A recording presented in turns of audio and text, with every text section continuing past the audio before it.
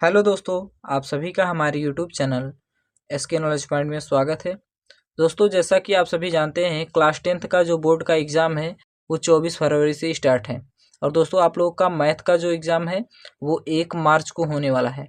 तो दोस्तों, इसलिए आप वीडियो को लास्ट तक ज़रूर देखें, क्योंकि इसमें मैं आपको कुछ ऐसे प्रश्न लेकर आया हूँ जो कि बोर्ड एग्ज़ाम में पूछे गए प्रश्न हैं और एनसीईआरटी के प्रश्न हैं। तो दोस्तों, ये प्रश्न देखिए, पहला वाला जो प्रश्न है, यह प्रश्न एनसीईआरटी का है और 2020 और 2022 में पूछा गया प्रश्न है। दोस्तों, अगर यह सवाल आपको नहीं मिलता है तो इस टाइप के और ज़्यादा क्वेश्चन पूछे जाते हैं। दोस्तों, यह क्वेश्चन 8 नंबर या 6 नंबर से कम नहीं पूछा जाता है। दोस्तों, ये दूसरा प्रश्न जो है, इस टाइप का प्रश्न भी आपके बोर्ड एग्जाम में खूब पूछा गया है। यह एनसीईआरटी का प्रश्न है और 2019, 2020, 2022 में पूछा गया प्रश्न है। और दोस्तों, जो तीसरा प्रश्न है वह एनसीईआरटी का क्वेश्चन ये भी है और 2020 और 2022 में ये भी पूछा गया प्रश्न है। तो दोस्तों, अगर आप इन तीनों प्रश्नों को देख लेते हैं तो आपको इनसे रिलेटेड और भी अगर प्रश्न आपके बोर्ड एग्जाम में पूछे जाएंगे तो उनको आप आसानी से हल कर पाएंगे। तो चलिए दोस्तों, हम पहले प्रश्न को अपने हल करते हैं। निम्नांकित समीकरण युग्म को रैखिक युग्मों में बदलकर हल कीजिए। तो हमारा समीकरण जो दिया है 5/x-1 प्लस 1/y-2 बराबर 2, 6/x-1 माइनस 3/y-2 बराबर 1।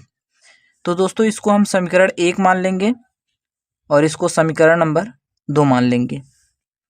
तो दोस्तों, हम लोग लिखेंगे, तो दोस्तों हम समीकरण 1 व 2 को कुछ अलग प्रकार से लिख सकते हैं। तो यहाँ पर हम उसको लिख सकते हैं, तो 5 गुणे, अगर हम इसको 1/x-1 लिखें तो कोई दिक्कत नहीं है, क्योंकि अगर हम 5 का अंदर गुणा करेंगे तो ये 5/x-1 ही हो जाएगा, प्लस 1/y-2 बराबर 2।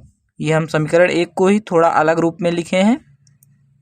तो यहाँ से हम इसको 6 गुणे 1/x-1 लिख सकते हैं और माइनस यहाँ 3 गुणे 1/y- इसको हम 2 लिख सकते हैं बराबर 1। यह हमारा समीकरण नंबर 2 है। इसको हम कुछ इस प्रकार से लिख सकते हैं। तो यहाँ पर दोस्तों हम लोग मानेंगे 1/x-1 बराबर a और 1/y-2 बराबर b। तो यहाँ पर इसको हम कैपिटल A और कैपिटल B मानेंगे। तो देखिए दोस्तों, यहाँ पर 1/x-1 को हम कैपिटल A मान लेंगे तथा 1/y-2 इज इक्वल टू, इसको हम कैपिटल B मान लेंगे। तो यहाँ से हम इसको लिख सकते हैं, समीकरण 1 व 2 को हम कुछ इस प्रकार से लिखेंगे। तो 5, इसकी जगह पे हम रखेंगे a का मान, क्योंकि हमने 1/x-1 को a माना है, तो ये a रखेंगे, प्लस इतना पूरा देखिए हमारा b है, तो हम b को, कैपिटल वाले b को रख देंगे, बराबर 2। ये समीकरण 3 हो गया हमारा, इसको हम समीकरण 3 मानेंगे। और यहाँ से देखिए 6 और इस पूरे को हम a लिख सकते हैं, तो ये 6a हो जाएगा, माइनस ये 3b हो जाएगा बराबर 1। समीकरण नंबर ये हमारा 4 हो गया। तो दोस्तों, यहाँ से हमको 2 समीकरण मिल गए जो कि रैखिक समीकरण हो गए हैं। तो चलिए दोस्तों, इनको हल करते हैं। तो हम लोग लिखेंगे समीकरण 1 में, सॉरी दोस्तों, हमको यहाँ पर समीकरण 3 में 3 से गुणा करना होगा और समीकरण 4 में जोड़ देना होगा। तो दोस्तों, हम यहाँ पर इसको विलोपन विधि से हल कर रहे हैं। आपको अगर विलोपन विधि थोड़ा कम समझ में आता है या फिर नहीं आता है तो मैंने विलोपन विधि का एक वीडियो अलग से दिया हुआ है, उसका लिंक मैं आपको डिस्क्रिप्शन बॉक्स में दे दूँगा, आप वहाँ से जाकर उसको देख लें और समझ लें। तो चलिए दोस्तों, इसको आगे हल करते हैं। समीकरण 3 में जब 3 से गुणा करेंगे तो ये हमारा हो जाएगा 5×3 = 15a, प्लस यहाँ पर गुणा करेंगे 3 से, 3b हो जाएगा, बराबर 3 दूनी 6 हो जाएगा। ये समीकरण नंबर हमारा 5 हो जाएगा और ये समीकरण नंबर हमारा 6a माइनस 3b बराबर 1। ये समीकरण नंबर हमारा 4 ही है। इसमें हमने कोई बदलाव नहीं किया है, इसलिए हम इसको समीकरण 4 ही लिखेंगे। हमने इसमें 3 से गुणा करने के बाद लिखा है, इसलिए इसको हम समीकरण नंबर 5 मान लिए हैं। तो अब हम इसको जोड़ेंगे। तो यहाँ से देखिए जोड़ेंगे तो ये हम प्लस का चिन्ह लगाएंगे। तो जोड़ेंगे, देखिए प्लस और माइनस को गुणा माइनस हो जाएगा, तो ये प्लस का 3 भी और ये माइनस का 3 भी कैंसिल हो जाएगा। तो ये देखिए कितना हो जाएगा, 15 और 6 21 a बराबर 6 और 1 ये 7 हो जाएगा।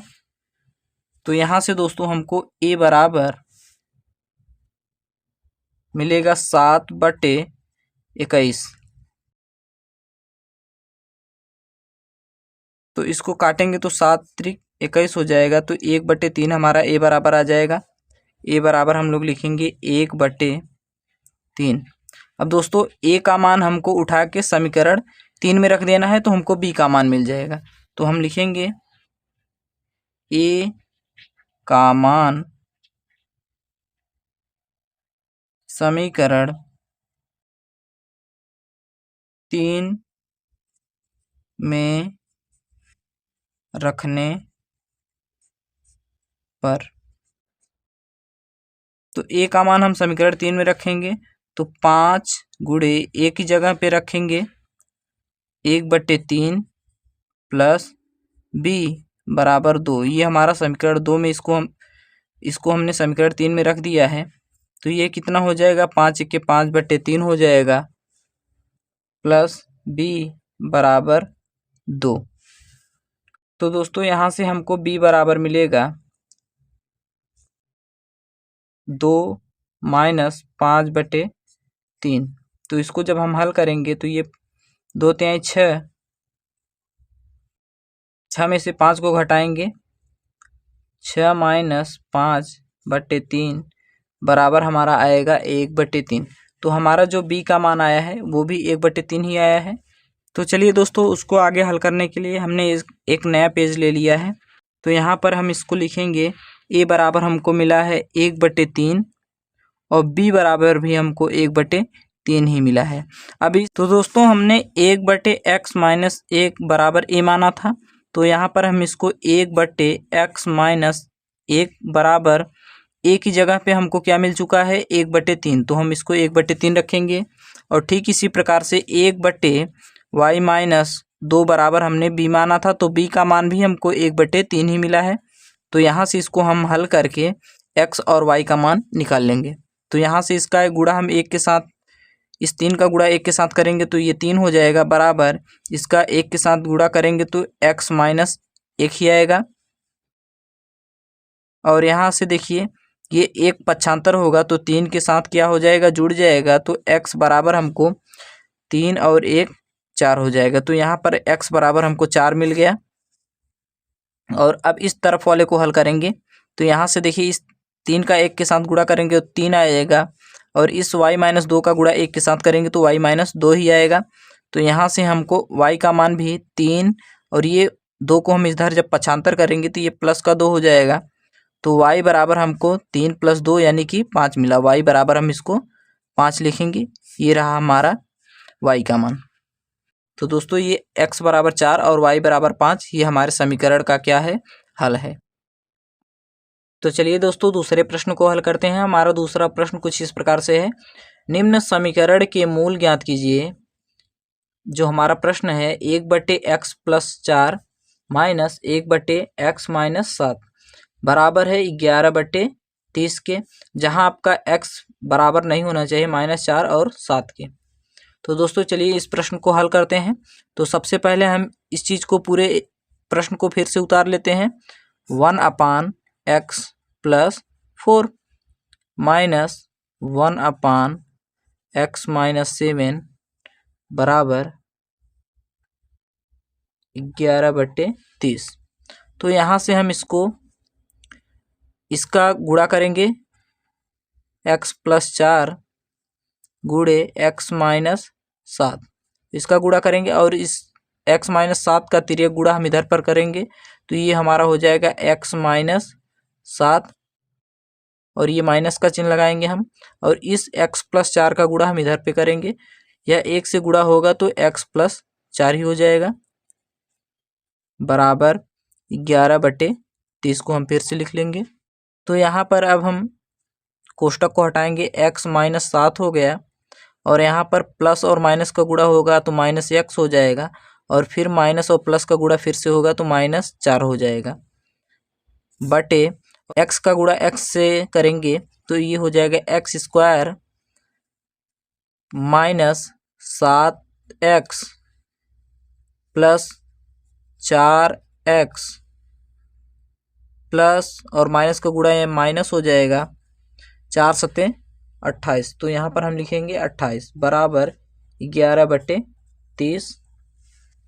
तो यहाँ से हम लोग क्या करेंगे, ये देखिए प्लस का x है और ये माइनस का x से कैंसिल हो जाएगा, तो ये कितना हो जाएगा -4 और -7 कितना हो जाएगा -11 बटे ये हो जाएगा x² -7x और प्लस का 4x। तो हम बड़े में से छोटे वाले को घटाएंगे, 7x में से 4x को घटाएंगे तो 3x आएगा, और हमारा 7 बड़ा है तो इसलिए हम यहाँ पर माइनस का चिन्ह लगा देंगे, तो माइनस का 3x आएगा बटे में -28 बराबर 11/30।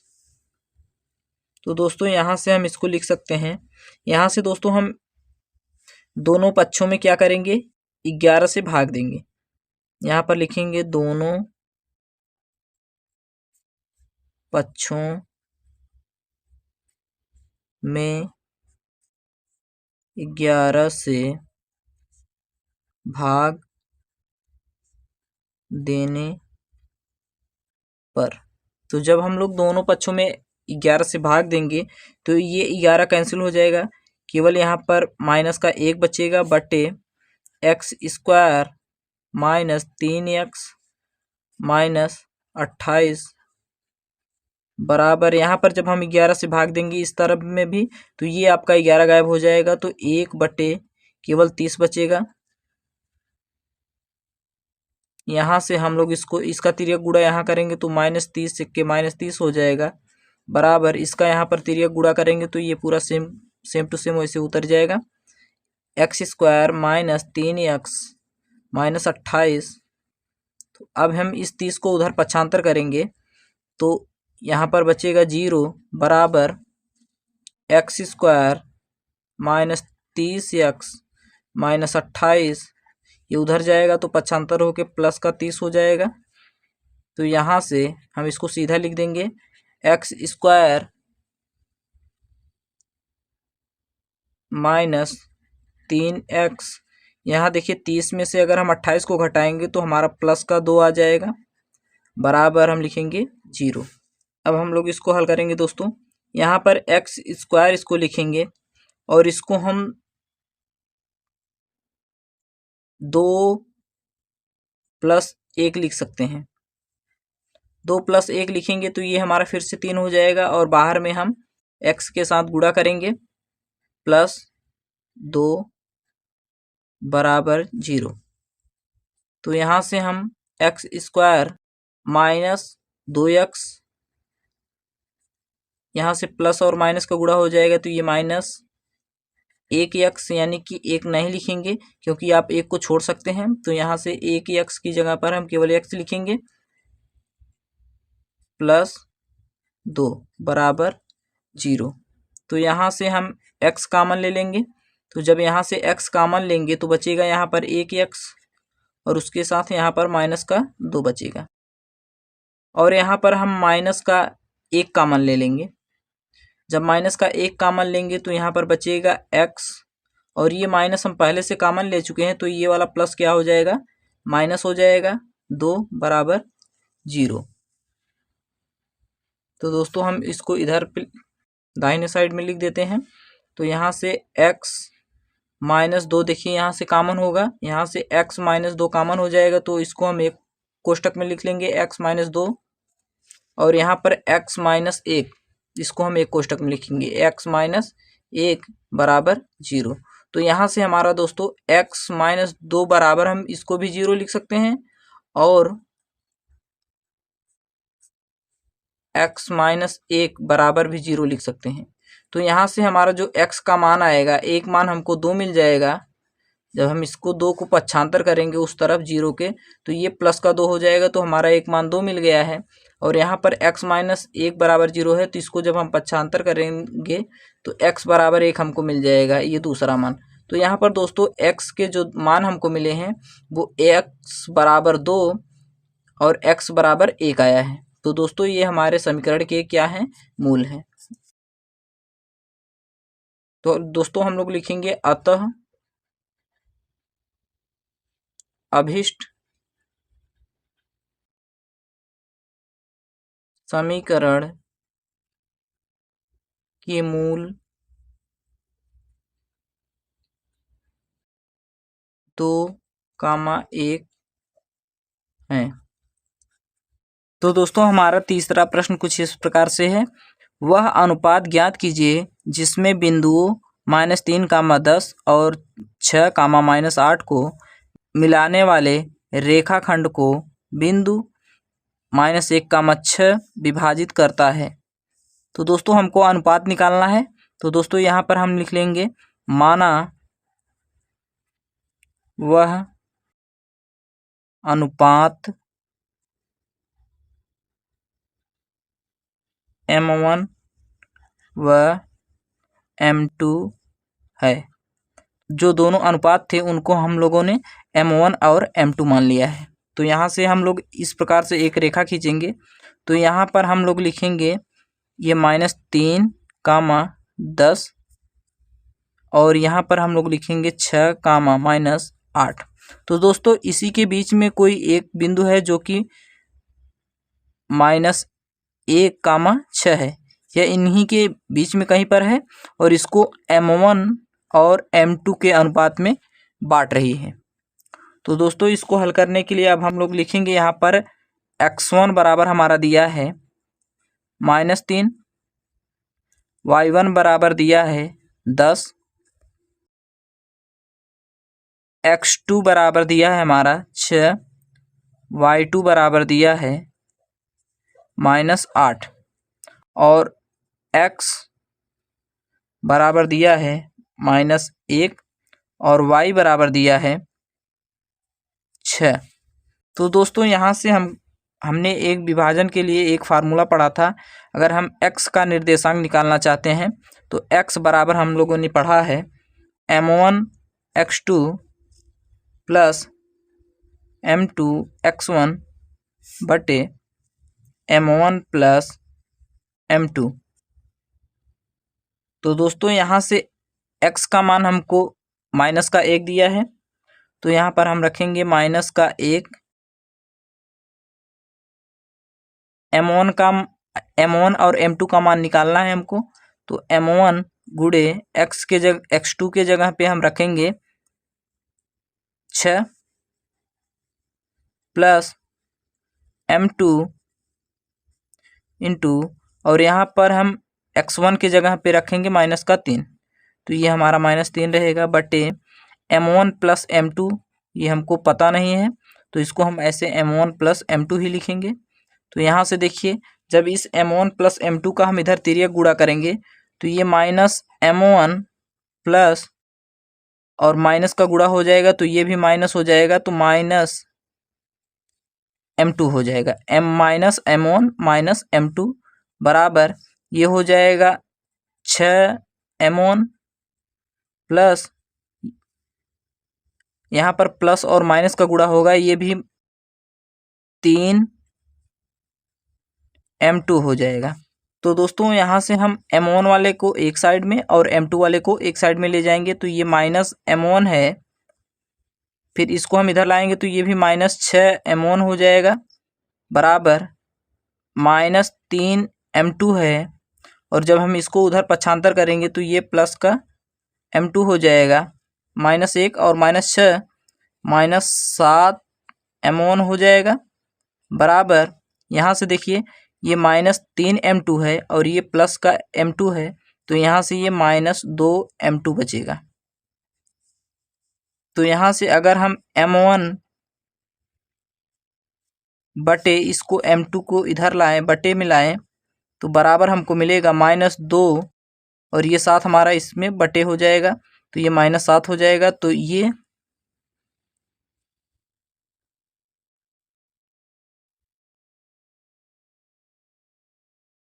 तो दोस्तों यहाँ पर हम m1 बटे इस m2 को बटे में लाएंगे तो ये इस प्रकार से हो जाएगा, और ये -2 है और इस -7 को हम उधर ले जाएंगे तो ये बटे में -7 हो जाएगा। माइनस से माइनस हमारा कैंसिल हो जाएगा।